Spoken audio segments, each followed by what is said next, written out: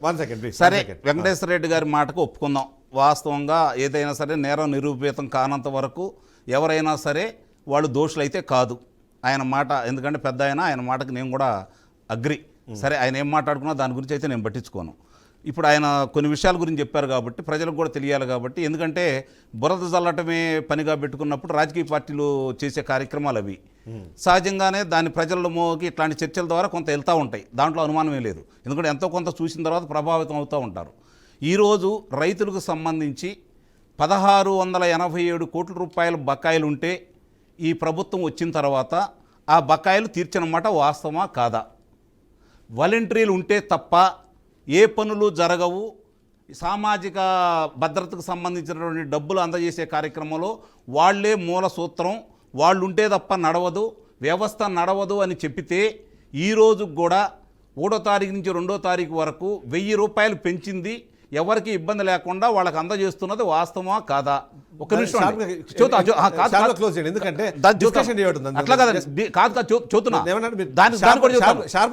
ఇప్పుడు రహదారులకు సంబంధించి ఈరోజు గోతులు ఉండి నిజంగానే ఆ రోజు ఎవరైతే ఎముకల డాక్టర్లకి మెకానికులకు మాత్రమే ఆదాయం ఉంది. ఎందుకంటే వాళ్ళు చేసే వాహనాలకు ఇబ్బందులు పడి లేకపోతే కాళ్ళు చేతులు ఇరిగి వాళ్ళకు మాత్రమే ఉంది. ఈరోజు దాన్ని వీళ్ళు జనవరికి పూర్తి చేస్తా ఉన్నారు, చేయలేదు. అది కూడా చెబుతున్నాను, జనవరికి పూర్తి చేస్తా ఉన్నారు, చేయలేదు. 60% మాత్రమే పూర్తి అయిపోయింది. దాని గురించి కూడా ఎత్తి చూపించాం. తర్వాత సంబంధించిన మీరు 6 పథకాలు ఏందని చెప్పిన దానికి వరుసనే నిన్న చంద్రబాబు నాయుడు గారు చెప్పిన దానికి ఇందాక లత గారు చెప్పినట్టు చంద్రబాబు నాయుడు గారు ఆర్థిక పరిస్థితి ఏంటి, సహజంగానే హామీలు ఇస్తారు ఎవరైనా సరే. దాని గురించే నిన్న న్యాయస్థానం కూడా సర్వోన్నత న్యాయస్థానం కూడా మాట్లాడింది. దానికి సంబంధించిన వరకు సాధ్యాలు చూసుకొని ముందుకెళ్లే క్రమంలో ముందుకెళ్తున్నారా లేదని చూసుకోవాలి. గతం కంటే ఎప్పుడైనా పరిపాలన ఎట్లా చూస్తాం? గతంలో ఉందేంటి, ఇవాళ ఉందేంటి, గతంలో లేదేంటి, వాళ్ళు వస్తుందేంటి, గతంలో ఇచ్చిందేంటి, ఈరోజు డిస్కషన్ డిబేట్ దాని మీదకి వెళ్తే మనము ఇక్కడ వాళ్ళు చెప్తున్న వైసీపీ చెప్తున్నది కానివ్వండి, వైసీపీ అడుగుతున్నది కానీ ఒక నిమిషం ఇప్పుడు చెబుతున్నా కక్ష దాజింపు చర్య గురించి కదా మనం డిస్కషన్ పెట్టుకుంటుంది. ఇక్కడ 307 సెక్షన్ పెట్టిన తర్వాత చెవిరెడ్డి మోహిత్ రెడ్డి అనే వ్యక్తి ఈరోజు బజార్లో తిరుగుతున్నాడు చూడండి. దాన్ని ఏమంటారు? ఈ ప్రభుత్వమే కదా చేస్తుంది. నిన్నగాక మొన్న నెంబర్ 2 కదండి,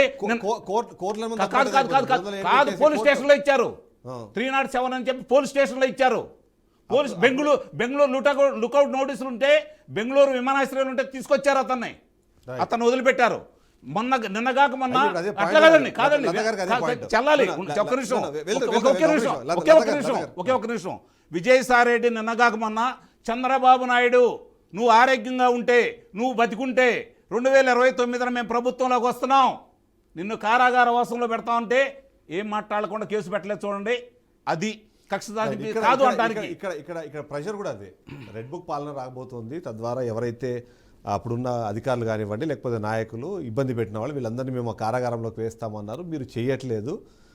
అందువల్ల కార్యకర్తల ప్రెషరు, కార్యకర్తలు ముఖ్యంగా ఏదంటే అధికారం వచ్చి 8 నెలలు అవుతుంది, ఇప్పటివరకు ఎవరిని మీరు లోపలేశారో అనే ఒక ప్రెషర్ కోసమే ఇలాంటి కార్యక్రమాలకు మీరు శ్రీకారం చుడుతోంది కూటమి ప్రభుత్వం కానీ టీడీపీ పార్టీ కానీ అనేది ఒక ఆరోపణ వినిపిస్తుంది. దానికి ఏమైనా దీనికి లింక్ ఉందంటారా? అలా ఏమీ చేయట్లేదండి.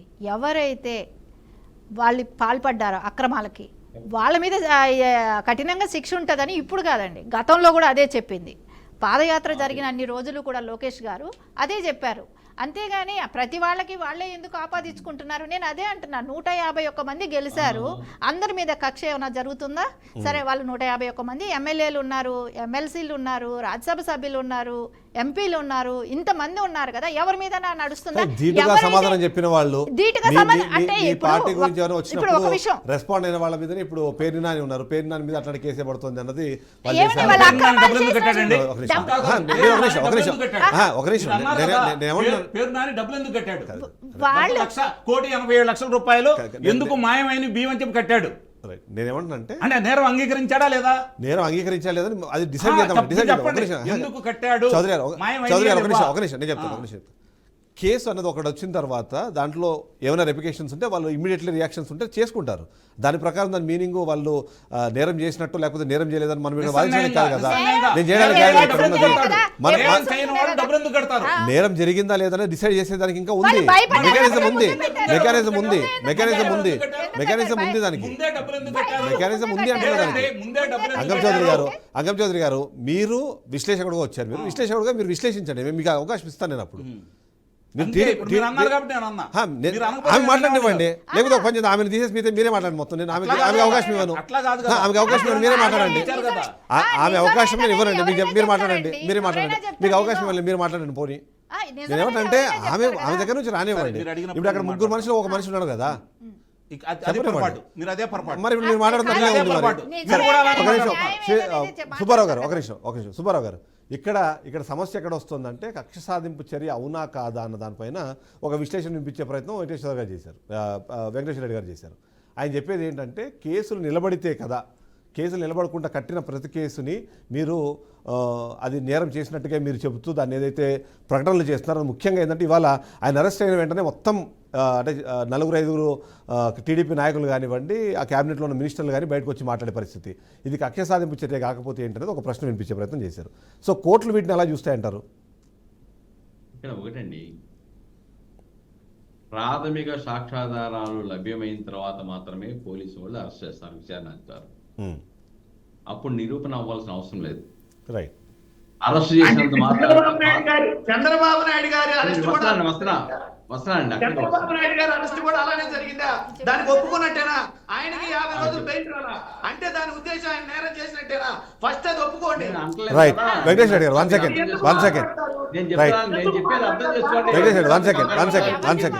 వెంకటేశ్వర రెడ్డి గారు వన్ సెకండ్ ప్లీజ్. ఇక్కడ చంద్రబాబు నాయుడు గారి గురించి ప్రస్తావించారు. చంద్రబాబు నాయుడు గారిని ప్రస్తావించినప్పుడు నేను ఆ రోజున ఆనాటి ప్రభుత్వం న్యాయస్థానంలో చెప్పింది ఏంటి? మాకు ఆధారాలు లభ్యం కాలేదు, ఆధారాలు లభ్యం కాలేదు కాబట్టి ఇంకా జైల్లోనే ఉంచండి అని చెప్పారు. చెప్పి అలా అరెస్ట్ చేస్తారా? ఆధారాలు లభ్యం కాకుండా మీరు అరెస్ట్ చేస్తారా? దాన్ని రాజకీయ కక్ష అంటారు, రాజకీయ ప్రతీకారం దాన్ని అంటారు. కానీ ఇక్కడ పోలీసు వాళ్ళు ప్రాథమిక సాక్ష్యాధారం లభించిన తర్వాత డెఫినెట్గా ఎవరినైనా అరెస్ట్ చేస్తారు, అలాగనే అరెస్ట్ చేస్తారు.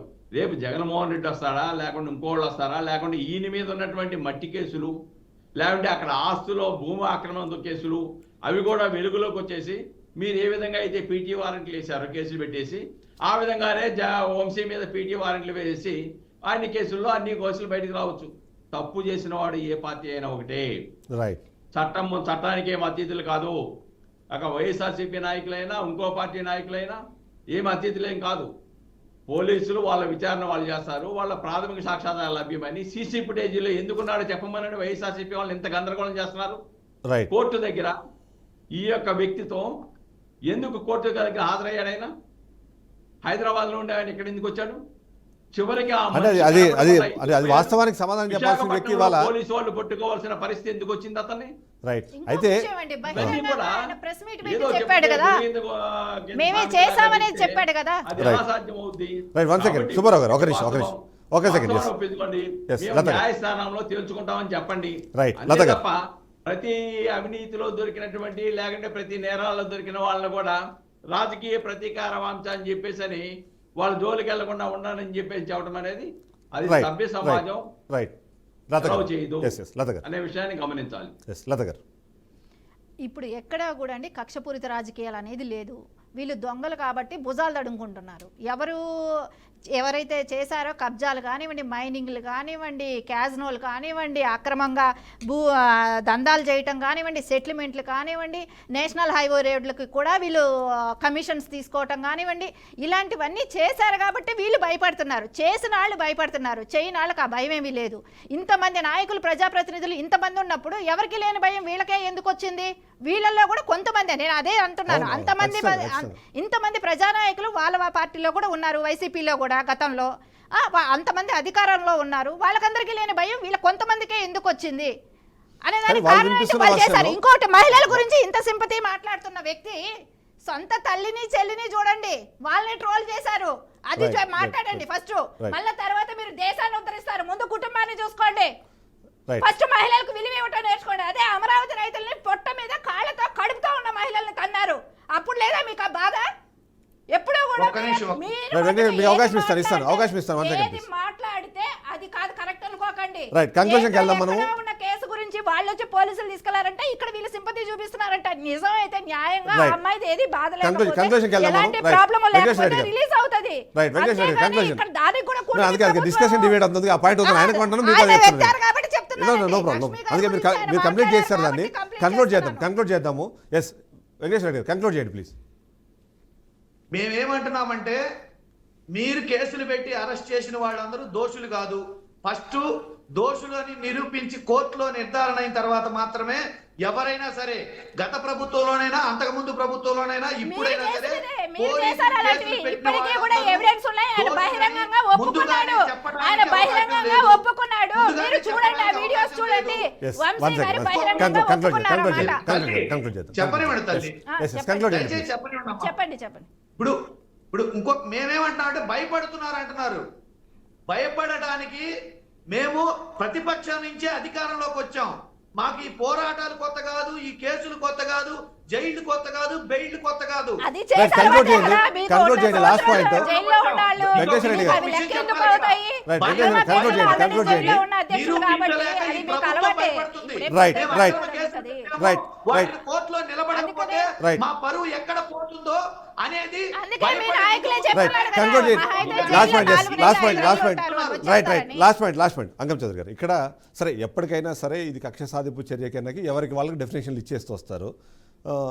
ఏ పాయింట్ అయితే ప్లస్గా ఉందో ఆ పాయింట్ని మాత్రమే ప్రజెంట్ చేసే ప్రయత్నం ఏ పార్టీలైనా చేస్తుంది, దాంట్లో ఏం పెద్ద ఆశ్చర్యపడే విషయం ఏం లేదు. కానీ ప్రజలు ఎలా చూస్తారు బికాజ్ ఎందుకంటే ఈ స్పెసిఫిక్గా మనం చూస్తే ఈ రాష్ట్ర రాజకీయాలని మలుపు తిప్పుతున్న చాలా ఘటనల్లో ముఖ్యమైన ఈ పోలీస్ కేసులు అవి వేధింపులుగా ప్రజలు భావించడాలు ఇవి చాలా కీలకంగా మారుతున్నాయి. సో ఇప్పుడు జరుగుతున్న పరిణామాల్ని ప్రజలు ఎలా చూసే అవకాశం ఉంది, అంత కంక్లూడ్ చేద్దాం, టైం సార్, ఉంది. ప్రజల గొంతుకే మా గొంతుక, అది ఒకటి గమనించాలి ముందు. ఎవరు అన్యాయం చేసినా వాళ్ళ గురించే ప్రశ్నిస్తాం. మేము ఆంధ్రుణ్ణి, నా రాష్ట్రం బాగుండాలని నేను కోరుకుంటాను, నా ప్రజలు బాగుండాలని నేను కోరుకుంటాను. Yes, please. ఇప్పుడు అక్కడ జరుగుతున్న దాని గురించి కనుక మనం ఒకసారి చూస్తే నిన్నగాక మొన్న ఏదైతే రెవెన్యూ వాళ్ళందరూ కూడా విచారణ చేసి పెద్దిరెడ్డి రామచంద్రారెడ్డికి సంబంధించి 23.89 ఎకరాలు మాత్రమే అతని మీద ఉంటే 45 ఎకరాలు రాయించుకున్నాడు. దాన్ని 10-1 అడంగుల్లో కానీ దీంట్లో కానీ 83 ఎకరాలు చేయించుకున్నాడు. ఈ రోజు కంచె కట్టింది 104 ఎకరాలు అని చెప్పని సాక్ష్యాధారాలు ఇచ్చిన తర్వాత కూడా ఒక్క నిమిషం ఏమనంటే కంక్లూడ్ చేద్దాం, టైం లేదు. ప్రజలు ఎలా అనుకుంటారు దాన్ని చెప్పండి. పెద్దిరెడ్డి గారిది మళ్ళీ మాట్లాడండి. దానికి ఇచ్చిన తర్వాత కూడా ప్రజలు ఈ రోజు ఎందుకు అరెస్ట్ చేయలేదు అనుకుంటున్నారు? వీళ్ళు అరెస్ట్ చేయలేదు కదా, కక్ష సాధింపు చర్య తీసుకోవట్లేదు కదా. వాళ్ళు దాన్ని సూక్ష్మంగా విచారించేసి ప్రజల మధ్య ప్రజలు ఏమనుకుంటున్నారు? ఈరోజు అన్యాయం చేసిన వాళ్ళు, అక్రమాలు చేసిన వాళ్ళు, దోపిడీలు చేసిన వాళ్ళు, దొంగతనాలు చేసిన వాళ్ళు, హత్యలు చేసిన వాళ్ళు, వాళ్ళకి సహకరించిన వాళ్ళందరూ అధికారులతో సహా లోనగా తీసుకెళ్లాలని చెప్పి పోరాటం చేశారు. ప్రజలకి జగన్కి జరిగిన యుద్ధం పార్టీలకి జగన్మోహన్ రెడ్డికి జరిగిన యుద్ధం కాదు. మరి ప్రజలు గెలిచారు ఇక్కడ, కాబట్టి ప్రజల ఆకాంక్షలు ఉంటాయి. ఆ ప్రజల్లో ఒకటి నేను, నిస్సందేహంగా నష్టపోయిన వ్యక్తిని నేను, కష్టపడ్డ వ్యక్తిని నేను. నాకు సంబంధించినంత వరకు ఈ ప్రభుత్వం అన్నమాట వాస్తవం. రైట్, ప్రజలు ఇప్పుడు దీన్ని ఎలా చూస్తారు? ఇప్పుడు ప్రజలు నిస్సందేహంగా ఇలాంటి వాళ్ళందరినీ లోన వేయాలని చెప్పని భావిస్తున్నారు. వాళ్ళ దగ్గర నుంచి రెవెన్యూ రికవరీ యాక్ట్ ప్రకారం వాళ్ళు దోచిన డబ్బులు తీసుకొని ప్రభుత్వానికి ఇచ్చేసి ప్రజల యొక్క ఆలోచనల్ని, ప్రజల యొక్క కోరికల్ని కాపాడాలని కోరుకుంటున్నారు. రైట్, వెంకటేశ్వర లాస్ట్ పాయింట్, ఎక్కువ టైం ఇవ్వరు, నేను జస్ట్ 30 seconds లో క్లోజ్ చేయండి ప్లీజ్. నేనేంటే ప్రభుత్వం పెట్టే అక్రమ కేసులన్నీ కోర్టులో నిరూపితం కావేమోనన్న భయంతో ముందుగానే వీళ్ళు మీడియా ముందుకు వచ్చేసి అక్కడ అది చేశారు, ఇక్కడ ఏదో చేశారని చెప్పడం. కేసు పెట్టారు, కోర్టులో విచారణ జరుగుతుంది. కోర్టులో విచారణ జరిగితే వీళ్ళ ముఖాలు తెల్ల ముఖాలు అవుతాయి, బయటపడిపోతారు, నిరూపించలేకపోతారు. నిరూపించలేక రేపొద్దున మళ్ళీ వీళ్ళు ప్రజల్లోకి రాలేకపోతారు. లాస్ట్ పాయింట్ చెప్పండి. రైట్, లాస్ట్ పాయింట్ చెప్పండి. ఎందుకంటే అన్ని రాజకీయ పార్టీలకి ఇది ఒక ఆయుధం లాగా తయారైంది. ఎందుకంటే ఒక కేసు పెట్టిన తర్వాత అది నిరూపితం అయ్యేటప్పటికి చాలా సంవత్సరాలు గడిచిపోతున్నాయి. అప్పట్లో ప్రజలు దాన్ని మర్చిపోతున్నారు. ఎవరో ఒకరు దాన్ని గుర్తు చేస్తే తప్ప దాని గురించి మాట్లాడే పరిస్థితి. దానికి సమాధానం చెప్పాలండి రైట్, వైఎస్ఆర్సీపీ మిత్రులు. ఎందుకంటే టైం లేదు, మీరు కంక్లూడ్ చేయండి ప్లీజ్. కొత్త క్వశ్చన్ అడిగితే మళ్ళీ టైం ఎక్సీడ్ చేయలేదు. అధిపతి కానీ ఏషియన్ అడ్వకేట్ జనరల్ కానీ ఎందుకు వెళ్ళి ఇక్కడ హైదరాబాద్, ఢిల్లీ వెళ్ళి ప్రెస్ మీట్ పెట్టాల్సి వచ్చింది? విధి నిర్వహణ లోపాలు అధికారులు వెళ్ళడానికి వీల్లేదు, కోర్టులో తేల్చాలని ఎందుకు అనలేకపోయారు వీళ్ళు? అంటే వాళ్ళకు ఒక న్యాయం, వేరే వాళ్ళకు ఒక న్యాయమా? ఇక్కడ పొలిటికల్ పార్టీలు అంటున్నాయి రైట్. కానీ అక్కడ అధికారులు అంటున్నారు, ప్రజల సొమ్ముతో జీతాలు తీసుకునే అధికారులు నేరం చేశాడు, నేర నిరూపణ కాకుండా నేరం చేశాడని చంద్రబాబు నాయుడిని ఇక్కడ నుంచి ఢిల్లీ దాకా వెళ్ళి right right press meet right పెట్టారు. రైట్ రైట్ ఆ థ్యాంక్ రోజు యూ తప్పని ఎందుకల్లా మీరు? Right Subbarao garu thank you. అంటే టైం లేదు మనకి, నేను యాక్చువల్ కంక్లూజన్ మీద నుంచి అనుకున్నాను, మీరు ఇంకో క్వశ్చన్ అడిగారు, ఇంకోసారి దానికి సమాధానం వెతికే ప్రయత్నం చేద్దాం. Thank you very much Subbarao garu, thank you very much Venkatesh Reddy garu, thank you very much Surender Latha garu, అలాగే అంగం చౌదరి గారు. ఓవరాల్గా చూస్తే మాత్రం ఇది కక్ష సాధింపు చర్య అవునా కాదా అన్నది ఖచ్చితంగా ప్రజలే నిర్ణయిస్తారు. ఎందుకంటే అది నిర్ణయించాల్సింది కూడా ప్రజలే. రేపు పొద్దున ఓటుతో దానికి సమాధానం దొరుకుతుంది అని ప్రతి ఒక్కరూ భావిస్తున్నారు. అదే విధంగానే జరగాలని కూడా కోరుకుందాం. ఈ రోజు పరిస్థితుల్లో మాత్రం తప్పు చేసిన వాళ్ళు ఎవరైనా సరే శిక్ష నుంచి తప్పించుకోలేరు అన్న ఒక మెసేజ్ అయితే అందరికీ పోవాల్సిన అవసరం అయితే మనకు కనిపిస్తుంది. అది కోర్టులో అదే స్థాయిలో అంతే కఠినంగా నిర్ణయించాలి, అవి జరగాలని కోరుకుందాం. ఇది వాళ్ళ షో, రేపటి షో మళ్ళీ కలుద్దాం. Stay tune.